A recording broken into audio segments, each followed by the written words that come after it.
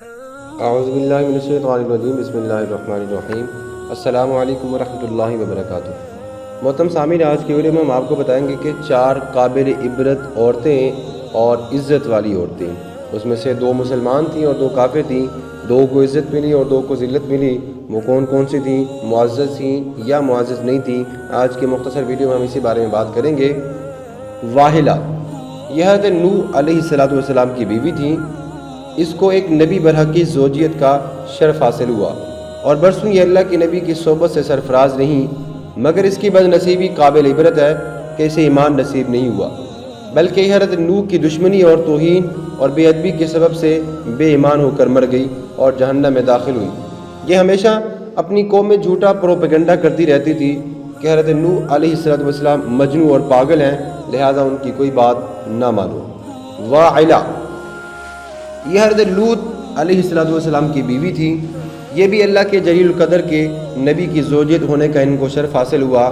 برسوں سے یہ نبی کی صحبت سے سرفراز رہیں، مگر اس کے سر پر بد نصیبی کا ایسا شیطان سوار ہوا کہ سچے دل سے کبھی ایمان نہیں لائی، بلکہ عمر بھر منافق رہی اور اپنے نفاق کو چھپاتی بھی رہی۔ جب قوم لوط پر عذاب آیا اور پتھروں کی بارش ہونے لگی، اس وقت حضرت لوط اپنے گھر والوں اور مومنین کو ساتھ لے کر بستی سے باہر چلے گئے۔ واعلہ بھی آپ کے ساتھ تھی۔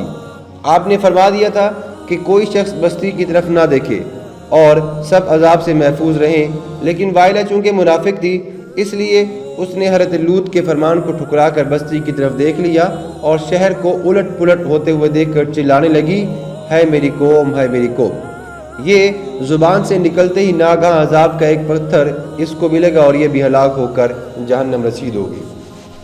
نمبر 3، آسیہ۔ حضرت آسیہ بنت مزاحم یہ فرعون کی بیوی ہیں۔ فرعون تو حضرت موسیٰ کا بدترین دشمن تھا، لیکن آسیہ نے جب جادوگروں کو حضرت موسیٰ کے مقابلے میں مغلوب ہوتے دیکھ لیا تو ان کے دل میں ایمان کا نور چمک اٹھا اور وہ ایمان لے گئی۔ جب فرعون کو اس بات کی خبر ہوئی تو اس ظالم نے ان پر بڑے بڑے عزام کیے۔ بہت زیادہ زد و کوب کے بعد آپ کر میخیں آپ پر لگاتا تھا، یعنی کھونٹیاں گاڑ کر ہر آسیہ کے چاروں ہاتھوں میں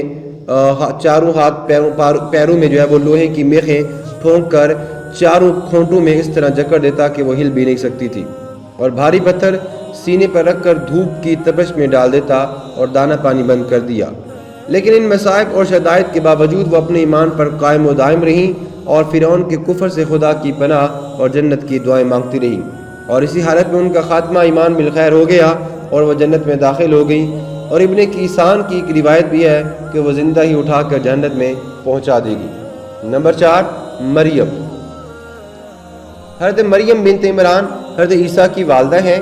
چونکہ حضرت عیسیٰ علیہ السلام ان کے شکم سے بغیر باپ کے پیدا ہوئے ہیں، اس لیے ان کی قوم نے طعن اور بدگوئیوں سے ان کو بڑی بڑی ایذائیں پہنچائیں، مگر یہ صابر رہ کر اتنے بڑے بڑے مراتب اور درجات سے سرفراز ہوئیں کہ خداوند قدوس نے قرآن مجید میں ان کی مدح و ثنا کا بار بار خطبہ ارشاد فرمایا۔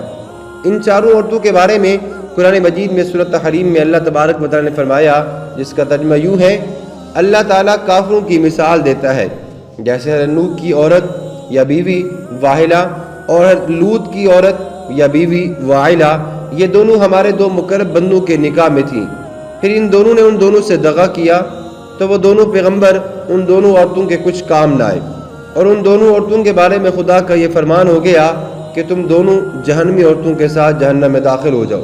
اور اللہ تعالیٰ مسلمانوں کی مثال بھی بیان فرماتا ہے کہ فرعون کی بیوی آسیہ جب انہوں نے عرض کی کہ اے میرے رب، میرے لیے اپنے پاس جنت میں گھر بنا اور مجھے فرعون اور اس کے کام سے نجات دے اور مجھے ظالم لوگوں سے نجات بخش۔ اور نمبر 4، عمران کی بیٹی مریم، جس نے اپنی پارسائی کی حفاظت کی تو ہم نے اس میں اپنی طرف سے روح پھونکی اور اس نے اپنے رب کی باتوں اور اس کی کتابوں کی تصدیق کی اور فرما برداروں میں سے ہوئی۔ سورۃ التحریم، رکوع نمبر 2، پارہ نمبر 28۔ محترم سامعین، ان چاروں عورتوں کے بارے میں اللہ تبارک و تعالی نے قرآن مجید میں ذکر کیا ہے۔ ان میں سے 2 عورتیں مسلمان تھیں اور 2 عورتیں کافر ہو کر جہنم میں چلے گئیں۔ واعلہ اور واحلہ دونوں نبیوں کی بیویاں ہو کر بھی کفر اور نفاق میں گرفتار ہو کر جہنم میں چلی گئیں، اور فرعون جیسے کافر کی بیوی حضرت آسیہ وہ ایمان لے آئیں اور ایمان کی دولت سے سرشار ہو کر وہ جنت میں داخل ہو گئیں۔ اور آسیہ حق کے ظاہر ہو جانے کے بعد اس طرح ایمان لے آئیں کہ فرعون کے گھر کے سب آرام بھی ٹکرا دیے اور بے پناہ تکلیفوں اور ایذاؤں کے باوجود بھی اپنے ایمان پر قائم رہیں۔ بلا شبہ یہ چاروں عورتیں ہمارے لیے قابل عبرت ہیں، اور ان چاروں عورتوں سے ہمیں یہ بھی سبق ضرور حاصل کر لینا چاہیے کہ اگر ہم نبی کی اولاد میں بھی ہوں کوئی انسان اور وہ نیک نہیں ہوگا تو اللہ تبارک و تعالیٰ اس کو نہیں بخشے گا۔ پارہ نمبر 11 میں اللہ تبارک و تعالیٰ نے حضرت نوح کا واقعہ بھی بیان فرمایا ہے کہ جب نوح علیہ السلام اپنے بیٹے سے کہہ رہے تھے کہ میرے بیٹے آج اللہ کا عذاب آنے والا ہے، طوفان آنے والا ہے، اس پہاڑ سے نیچے اتر جا۔ بیٹا کہنے لگا اے والد میں اس پہاڑ کی بلندی پر پہنچ جاؤں گا جہاں پہ اللہ کا عذاب نہیں آ گیا، یہاں تک کہ وہ دونوں باتیں کر رہے تھے کہ اللہ کا عذاب آیا اور اس کا بیٹا نوح کا بیٹا سگا بیٹا اس طوفان میں ڈوب کر مر گیا۔ اس کا مطلب یہ ہوا کہ نوح علیہ السلام یا پیغمبر کی اولاد بھی اگر نیک نہیں ہوگی تو اللہ تبارک و تعالیٰ ان کو معاف نہیں کرے گا۔ تو ہمیں یہ در حقیقت یہ بات سیکھ لینی چاہیے کہ دنیا میں جتنے بھی نیک کام ہو سکے وہ کریں، ورنہ اللہ تبارک و تعالیٰ کے عذاب سے کوئی انسان بھی بچ نہیں پائے گا۔